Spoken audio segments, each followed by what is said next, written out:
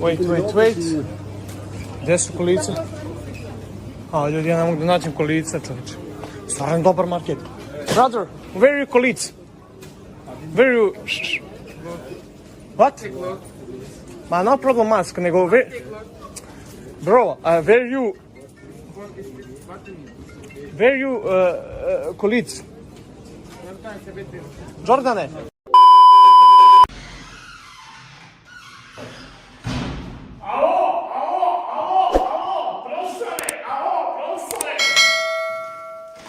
Stigo malo kasnije, što radim? Stigo Bojan Kvakić.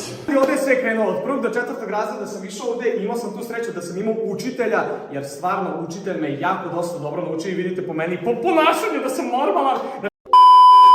Navlaka isto. Udari me još jednom, molim te. O, ne toliko jako. Izvini. Sjeba sam zloba. Znači, prozagrijevanje glave. Znači, onda ide ovako. Jedna ruka, druga ruka, onda ovako. Znači, nećemo sad nešto previše. Idemo ovako. Ovo sam najviše mrzeo. Ovo da radim, brate.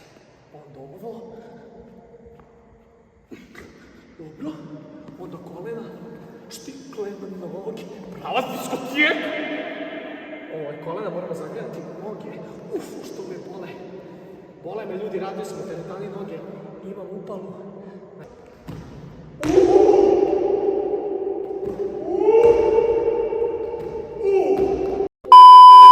Sam ovdje sedeo i ja sad nešto, učitelj nešto priča tamo, tamo. I ja ne slušam ga, ja nešto gledam napolju ovo. Mislim da je čak bio i otvoren prozor. A da, znali smo da otvaramo prozor zato što su svi smrdili na neke fotosinteze.